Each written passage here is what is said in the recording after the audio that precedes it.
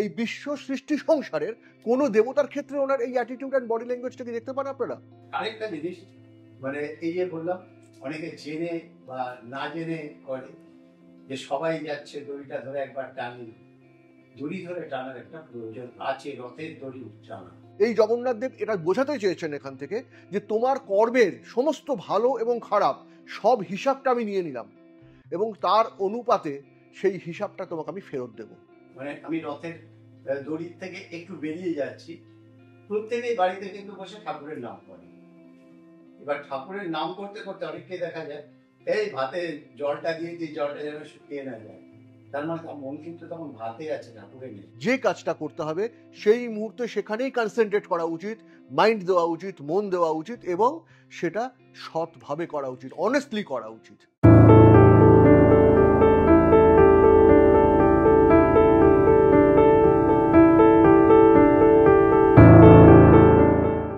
নমস্কার দর্শক বন্ধু, আজকে একটা বিশেষ অনুষ্ঠানটা খুব মন দিয়ে দেখুন, দেখলে আপনারই ভালো হবে। কি ভালো হবে সেটা নিয়ে পরে আসছি, কিন্তু তার আগে স্বাগত জানাবো এই অনুষ্ঠানের গেস্ট শ্রী জ্যোতির্ময়। নমস্কার দাদা। নমস্কার। নমস্কার দাদা, সামনেই একটা বিশেষ দিন, রথ। এই রথে শুভ দিন, অনেকে অনেক কিছুই করেন। এই শুভর মধ্যে শুভত্বটা কি, আর অনেকেই অনেক কিছু জানেন না, না জেনেও অনেক কিছু করে ফেলেন। যেহেতু আপনার কাছ থেকে আমরা অনেক কিছু পাই, তাই আজকে আপনার কাছে এই প্রশ্ন রাখলাম যে এই শুভত্বটা কি। অ্যাকচুয়ালি আপনি যে প্রশ্নটা আমাকে করেছেন সেই প্রশ্নটার অ্যান্সার দিতে গেলে অনেকটা টেক টাইম, অনেকটা বড় সময়ের ব্যাপার লাগবে, সময় লাগবে। কিন্তু আজকে যে জায়গাটায় আমি ডিসকাশন করব সেই জায়গাটা রথযাত্রার শুভত্ব, মানে রথযাত্রার যে শুভ ফল পাওয়া যায়, মানুষের জীবনে যে শুভ জায়গাগুলো ঘটে যাচ্ছে এবং এই শুভর সাথে কোথায় অশুভ লুকিয়ে রয়েছে সেই জায়গাটা জানা দরকার। কারণ সবসময় যখন দেখবেন একটা পজিটিভ ফেজের সঙ্গে একটা নেগেটিভ আছেই আছে। এই নেগেটিভ ফেজ যেভাবে থাকবে তার লাইফে সেইভাবে তার নেগেটিভিটি জেনারেট করবে, পজিটিভ ফেজ পজিটিভিটি জেনারেট করবে। তা শুভর সঙ্গে কিন্তু অশুভ একটা জড়িয়ে রয়েছে। মানুষ ভাবে শুভ মানেই জায়গাটা সবসময় শুভ, কিন্তু নট নেসেসারি। শুভর পাশে কিন্তু একটা অশুভ একটা ছায়া সবসময় ঘুরে বেড়ায়। দিনের পরে রাত, রাতের পরে দিন। Absolutely right. পূর্ণিমার পর অমাবস্যা, অমাবস্যার পর পূর্ণিমা। তা এই যে জায়গাটা, এই জায়গা থেকে শুভর জায়গাটা হচ্ছে রথযাত্রা ন্যাচারালি একটা ভেরি অসপিসিয়াস একটা ডে, একটা কালচার। সেই জায়গা থেকে ফার্স্ট বলবো যে রথযাত্রার একটা হিডেন পয়েন্টস হচ্ছে ষষ্ঠরূপু অষ্টপাশীর সাথে রথের চাকা জড়িয়ে রয়েছে। রথের চাকার সাথে জীবনের ভাগ্যের চাকা জড়িয়ে রয়েছে, আর ভাগ্যের চাকার সাথে কার্মিক ফল এবং কর্মের চাকা জড়িয়ে রয়েছে। মানে এত কিছু রথের চাকার সাথে জগন্নাথ বলরাম এবং সুভদ্রার জগন্নাথ দেবের রথের চাকার সাথে মানুষের লাইফের ষষ্ঠ রিপু অষ্টপাশের চাকা জড়িয়ে রয়েছে এবং এই ষষ্ঠ রিপু অষ্টপাশের চাকার সাথে জড়িয়ে রয়েছে মানুষের ভাগ্যের চাকা।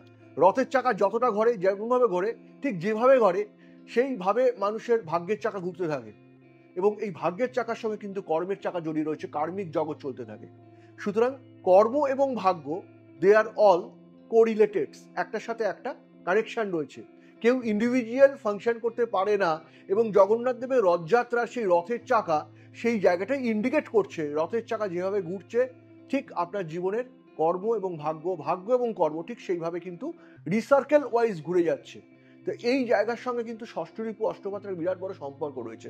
প্রথম কথা, জগন্নাথ দেব যেভাবে আহ্বান করছেন, ওনার যে টোটাল অ্যাটিটিউড অ্যান্ড প্রথম কথা ওনার বডি ল্যাঙ্গুয়েজটা সেই জায়গাটা একটা খুব লক্ষ্য করার মতো ব্যাপার আছে। একটা খুব লক্ষ্য করার মতো ব্যাপার। জগন্নাথ দেব কিভাবে দাঁড়িয়ে আছেন, হাত দুটো বাড়িয়ে, এই যে হাত দুটো বাড়িয়ে দাঁড়িয়ে রয়েছেন, তার মানে তোমার সমস্ত যা কিছু ষষ্ঠ রিপু অষ্টপাশ জীবনের পাপ পুণ্যের হিসাব নিকাশের অঙ্কের যে খাতাটা রয়েছে, ডেবিট ক্রেডিটের খাতাটা, সমস্ত খাতাটা কিন্তু উনি কন্ট্রোল করছেন লাইফে। এবং এই খাতাটার কন্ট্রোল করে রেজাল্টটা কিন্তু উনি এইভাবেই দিচ্ছেন যে তুমি কিরকম কর্ম করছো তার ফলটা তুমি কিরকম পাবে জীবনে। হ্যাঁ, তাহলে ন্যাচারালি ওনার যে টোটাল অ্যাটিটিউড, ইয়েস, এটাই ভাবা দরকার, তাই না? ওনার যে অ্যাটিটিউড এবং ওনার যে বডি ল্যাঙ্গুয়েজটা, এটা কি আমি মনে করি এই বিশ্ব সৃষ্টি সংসারের কোনো দেবতার ক্ষেত্রে ওনার এই অ্যাটিটিউড অ্যান্ড বডি ল্যাঙ্গুয়েজটা কি দেখতে পান আপনারা? জগন্নাথ দেবকে যেভাবে দেখেছেন সেই জায়গায় দুহাত যেভাবে বাড়িয়ে আছেন জগন্নাথ দেব, এবং ওনার হাতের কন্ডিশন অ্যান্ড পজিশনটা কি ফেজে রয়েছে, সেই অ্যাটিটিউড এবং সেই জায়গাটাকে বিশ্বের কোনো দেবতার ক্ষেত্রে আপনারা পেয়েছেন? পাননি। কারণ জগন্নাথ দেব যে জগতের নাথ, সেই জগন্নাথ দেব এই বিশ্ব সৃষ্টি সংসার, সৃষ্টি স্থিতি লয় তিনটেকে যিনি কন্ট্রোল করছেন এবং সুপ্রিম পাওয়ার যিনি, all in all supreme, that is Jagannath Dev. এই জগন্নাথ দেব এটা বোঝাতে চেয়েছেন এখান থেকে যে তোমার কর্মের সমস্ত ভালো এবং খারাপ সব হিসাবটা আমি নিয়ে নিলাম এবং তার অনুপাতে সেই হিসাবটা তোমাকে আমি ফেরত দেব। তুমি যেরকম ঠিক কর্ম করবে তোমার ভাগ্যের চাকা সেরকম ঘুরবে, কারণ আমার রথের চাকা যেরকম ঘুরবে তোমাদের জীবনে রথের চাকার সঙ্গে সঙ্গে ভাগ্যের চাকা এবং কর্মের চাকা ঠিক সেইভাবে ঘুরবে। ওই জন্য বলা হয় একটা মানুষের জীবনে অ্যাটলিস্ট একবার হলেও রথের দড়ি টানা উচিত, জীবনে একবার। ছুটে যায় রথের দড়ি টানার জন্য। ইয়েস, এবং এই যে জায়গাটা, এই জায়গাটা জীবনে একবার হলেও রথের দড়ি টানো। রথের দড়ি টানো মানে হচ্ছে রথের চাকাকে তুমি ঘোরাও, তাহলে তোমার জীবনে তোমার যে কার্মিক কর্মের ফল এবং ভাগ্যের ফল, সেই জায়গা থেকে জগন্নাথ দেব তোমার অ্যাটলিস্ট অনেক নেগেটিভিটি, নেগেটিভ পাওয়ার, তোমার লাইফের অনেক খারাপ কিছু কর্ম যেটা তোমার জেনে হয়েছে না জেনে হয়েছে, কিছু জীবনের ভুল, যে ভুলগুলো মার্সি করা যায় না, এমন কিছু ভুল যেটা রেকটিফিকেশনের একটা তোমাকে সুযোগ দিল জীবনে, একটা সুযোগ দিল জীবন তোমাকে যে তুমি রথের দড়ি টেনে রথের চাকা ঘুরিয়ে তুমি নিজেকে রেকটিফাইড করার তোমাকে আমি সুযোগ করে দিলাম। এইভাবে ভাবো জায়গাটাকে, এইভাবে জায়গাটাকে দেখো তোমরা, এবং সেই জায়গাটা কিন্তু তোমার জীবনের সেই রেজাল্ট তোমার পরবর্তীকালে, নট অনলি ইউ, তোমার পরবর্তীকালে, তোমার এবং তোমার জেনারেশন ওয়াইজ, তোমার পরবর্তীকালে তোমার সবার এই যে একটা জীবনের স্বপ্ন, একটা বাস্তবে রূপ পাওয়া, একটা ভালো লাগা, ভালোবাসা, ভালো লাগা, সব জায়গাগুলো থেকে তোমাকে আমি একটা বড় সুযোগ জীবনে দিচ্ছি। এই সুযোগটাকে জীবনে কাজে লাগা। আচ্ছা দাদা, একটা জিনিস সবসময় মাথায় আসে, এবার আপনি যদি একটু ভেঙে দেন। দেখুন, আপনার নাম জ্যোতির্ময়, এর একটা মানে আছে, আমার নাম তরুণ, একটা মানে আছে। জগন্নাথ মানে কি জগতের নাথ? ইয়েস, প্রত্যেকটা নামের পেছনে আপনি যখন বলছেন একটা মানে রয়েছে, পজিটিভলি ইউ আর রাইট। প্রত্যেকটা নামের পেছনে একটা মানে আছে, মিনিংলেস কিছু হয় না এই পৃথিবীতে, বিশ্ব ব্রহ্মাণ্ডে। তাহলে ন্যাচারালি জগন্নাথ মানে হচ্ছেন জগতের নাথ, যিনি জগতের নাথ মানে জগতের ঈশ্বর, উনি জগন্নাথ। কারণ ওনার নামটাকে যদি আপনি যখন ডিভাইডেড করবেন, ওনার সমাসে নিয়ে আসবেন, ব্যাখ্যায় নিয়ে আসবেন, তাহলে ব্যাখ্যাটা এই জায়গায় দাঁড়ায়, আমি শর্ট স্কেলে বললাম। আর আরেকটা জিনিস, মানে এই যে বললাম অনেকে জেনে বা না জেনে করে, যে সবাই যাচ্ছে দড়িটা ধরে একবার টানি, দড়ি ধরে টানার একটা প্রয়োজন আছে, রথের দড়ি টানা সংশোধনটা ঠিক এইভাবেই করে নেওয়া উচিত। এবং আমরা অনেক সময় জেনে বা না জেনে যে রথের দড়ি টানি, তার একটা বিরাট সুফল আছে। এবার যেটা জানবো, যে অনেকে রথের দিনটা শুভ ভেবে কেউ গৃহপ্রবেশ করছে, কেউ তার অফিস, দোকান, ব্যবসা ওপেন করছে, এটা কি সবার জন্য প্রযোজ্য? আমি একটা কথা বলছিলাম না একটু আগেই, ফার্স্ট এই প্রোগ্রামটা স্টার্টিংয়ে, যে যখন কিছু ভালো আছে তার পেছনে কিছু খারাপ আছে, যখন শুভ আছে তার পেছনে কিছু অশুভ আছে। আমাদের টপিকসে ছিল, এটাই ছিল, নাও টুডে, এই কারণেই আমি প্রশ্নটা রাখলাম। Absolutely right. সেই জায়গা থেকে আমি আপনাকে বলি, যেটা হচ্ছে যে জগন্নাথ দেবের রথের চাকা যখন ঘোরানো হয়, আসলে হচ্ছে মানুষের মন। এই মনের যে ষষ্ঠ রিপু অষ্টমাসের যে ক্রিয়া, এটার সাথে রথের দড়ি এবং রথের চাকা সম্পূর্ণ রকমভাবে জড়িয়ে রয়েছে। যখন একটা মানুষ তার মনের মধ্যে যখন সুভাবনা চিন্তা নিয়ে, একটা সৎ মানসিকতা নিয়ে এবং ভাবনা চিন্তা নিয়ে রথের দড়ি টানছেন এবং জগন্নাথ দেবের রথের চাকা ঘুরছেন, সেই কিন্তু তার রেজাল্ট কিন্তু পজিটিভ। আর সেই মানুষটা জেনে বা অজানে সেই মুহূর্তে তার মধ্যে কোনো একটা পাপ কাজ করছে, তার মধ্যে কোনো একটা পাপ চিন্তা কাজ করে যাচ্ছে, একটা পাপ কর্ম সে কোনো না কোনো ভাবে করে ফেলছে।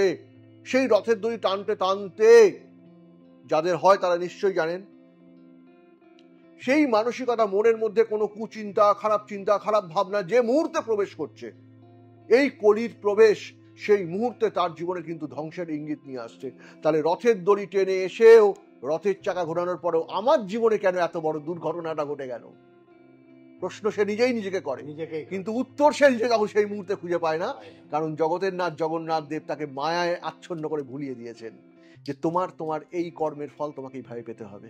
তাহলে ন্যাচারাল কোর্স হচ্ছে কোথায়, তাহলে খারাপটা তার জীবনে ঘটে যাচ্ছে।